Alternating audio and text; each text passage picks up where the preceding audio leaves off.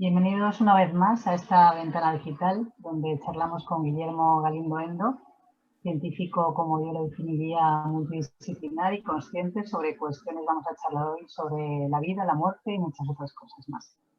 En la última ocasión que charlamos, Guillermo, hola, ¿qué tal estás? Hola, ¿qué tal? Muy buenas tardes, noches ya. Y buenos saludos a Pues, todo el Cyber Auditorio. Y pues me siento muy contento de estar nuevamente con ustedes para seguir compartiendo pues parte de la experiencia y el conocimiento adquirido. os comentaba, Guillermo, que la última vez hablamos sobre la pandemia que estamos viviendo. Y a mí, si te parece, me gustaría comenzar hoy hablando o platicando, como decís en México, sobre la muerte y la enfermedad,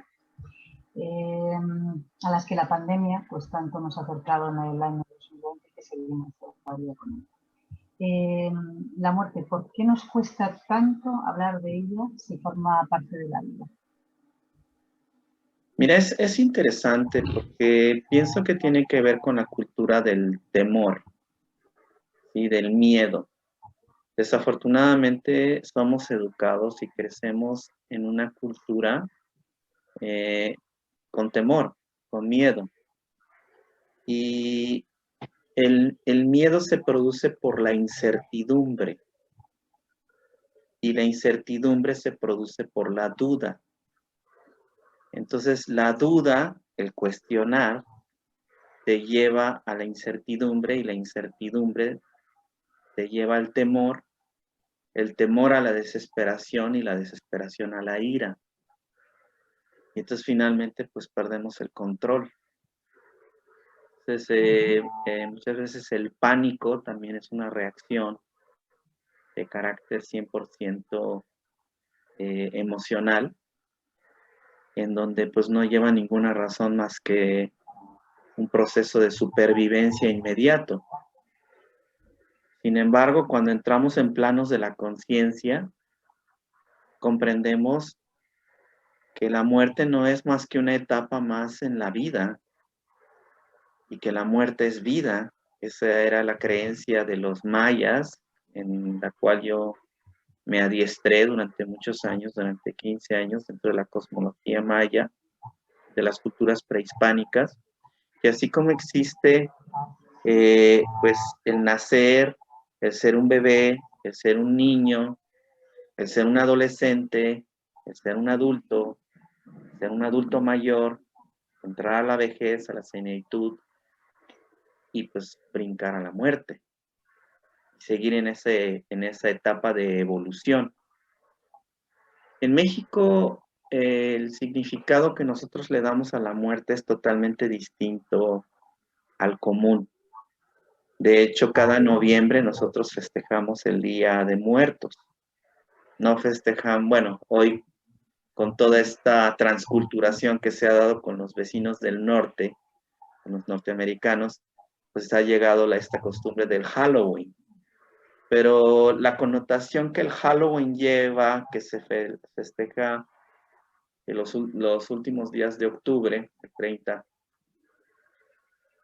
con respecto al festejo del Día de los Muertos, fíjate, y digo festejo porque realmente es un festejo, ¿sí? El 1 y 2 de noviembre, las connotaciones son totalmente diferentes, porque en mi pueblo, en el pueblo mexicano, en el pueblo latinoamericano en general, tenemos la creencia de que la muerte no es el final, sino que es la continuación de un sistema evolutivo.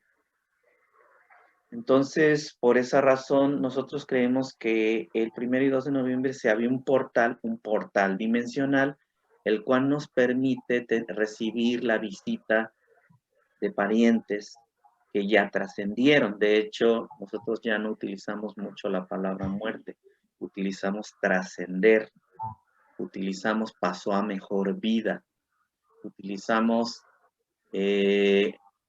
ya brincó, ¿sí? Porque decimos brincó a otro plano de vida, ¿sí? Y bueno, utilizamos muchos otros términos que no tienen nada que ver con el término de la muerte. De hecho, en diciembre pasado estaba yo meditando respecto a que trascendieron dos personas muy allegadas a mí en México, personas jóvenes de 45 y 50 años respectivamente, que tuvieron complicaciones y que de la noche a la mañana se fueron. Entonces estaba yo meditando respecto al ángel de la muerte, que se dice tradicionalmente que existe un ángel de la muerte. Nosotros tradicionalmente le decimos la parca o la Catrina, ¿sí? O bueno, en México tenemos muchos términos, ¿no? Inclusive algunos dicen ya te cargó el payaso, ¿sí?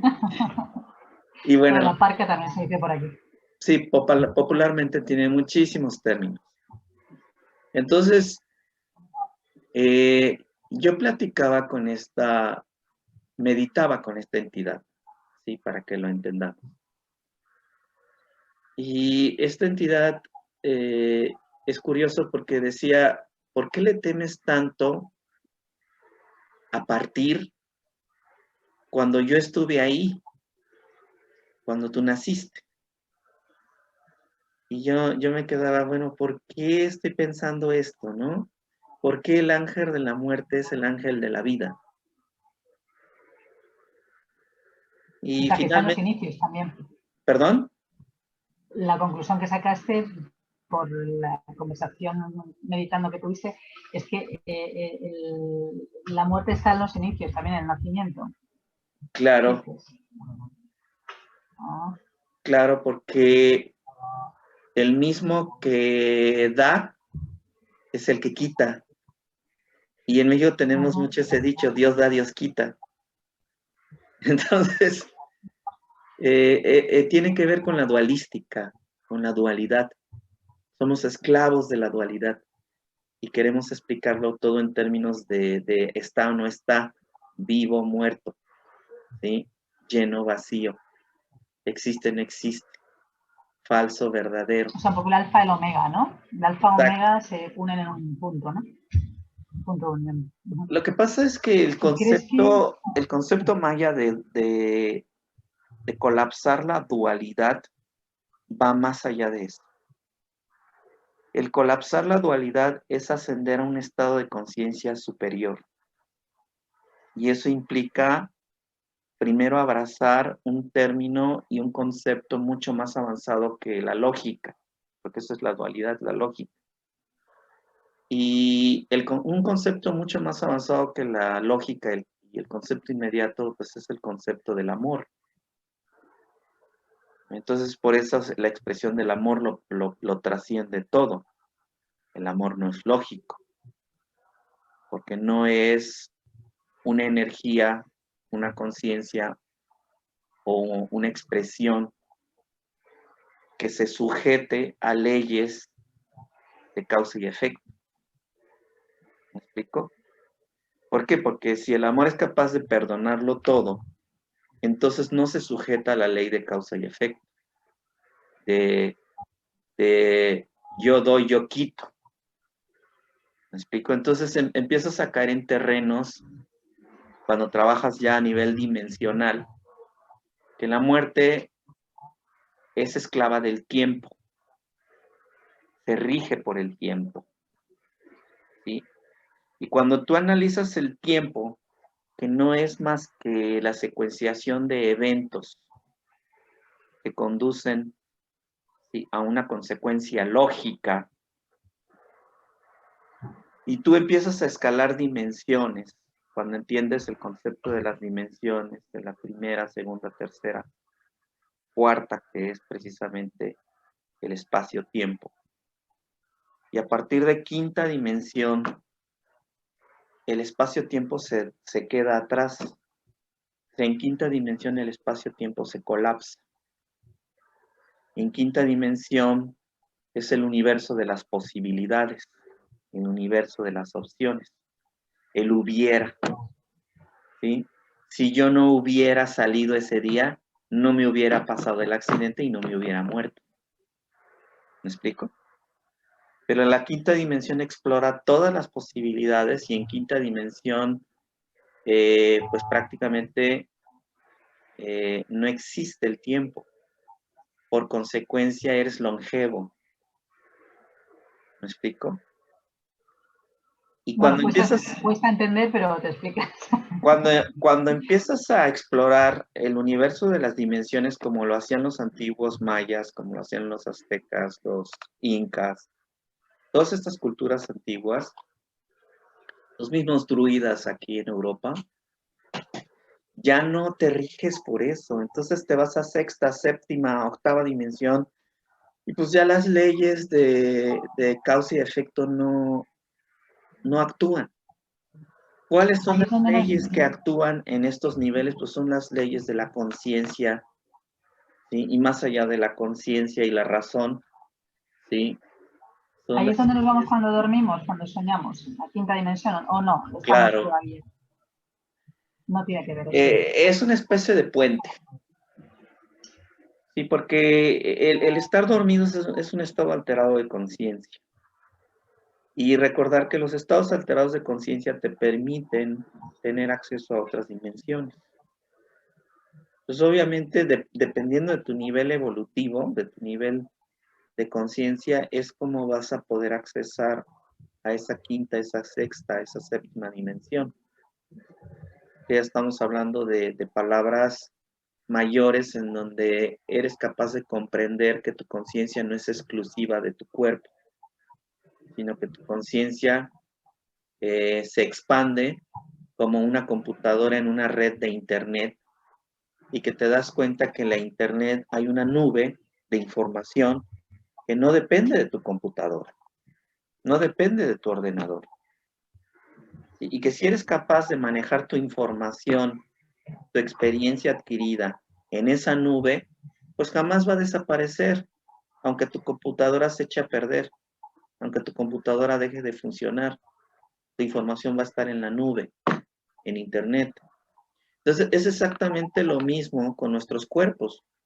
Nuestros cuerpos son como una computadora, ¿sí? Son como el hardware. Pero el software es un vínculo, es un vehículo a través del cual la información fluye a una red mayor. Y esa red mayor, pues, son las dimensiones. Y en esa red mayor tiene que ver con la existencia de todo lo que fue y se será.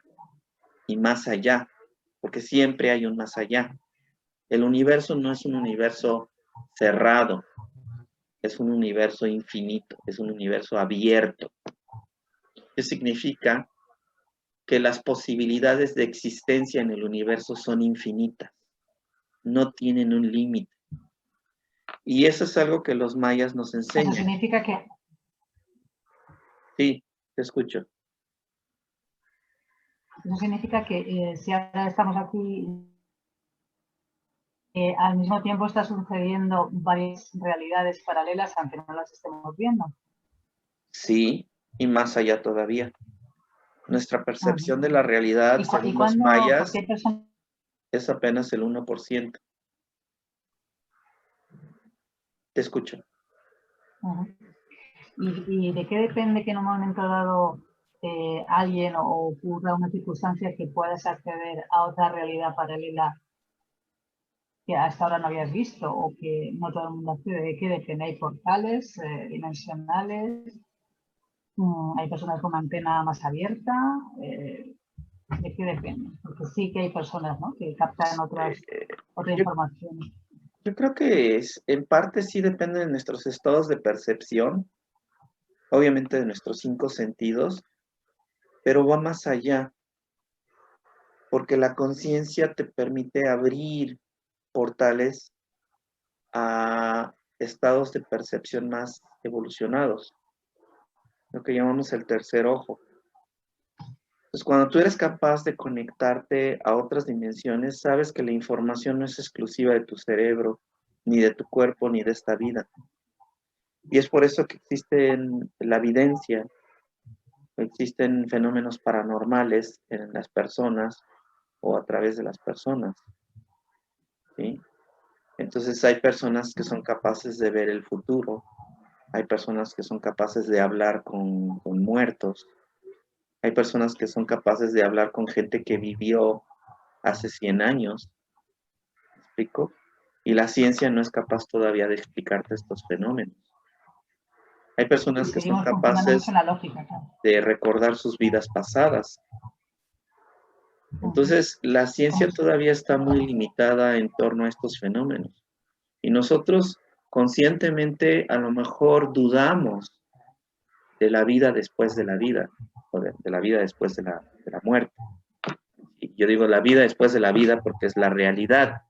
La vida sigue siendo vida y la vida pide vida y da vida. Y eso es un concepto que nos cuesta mucho trabajo entender, que lo que más abunda en este universo es la vida, no la muerte como nos educaron. El universo no es un vacío. El planeta Tierra no es una roca flotando en el universo, una roca inerte. Eso es falsedad. Ni siquiera otros planetas donde nos dicen no hay vida. Eso es absurdo. ¿Sí? Porque el hecho de afirmar que no haya vida como nosotros la comprendemos, pues es muy superlativo, es muy relativo. ¿Me explico? Yo te podría asegurar que desde Mercurio, Venus, Marte, Júpiter, hay vida en cada planeta. Sin embargo, son formas de vida que nosotros no somos capaces de comprender y que pueden ser vida a nivel microbiano, a estado microscópico, o que puede ser vida más evolucionada en los diferentes estados de la materia, el sólido, líquido, gaseoso o en plasma.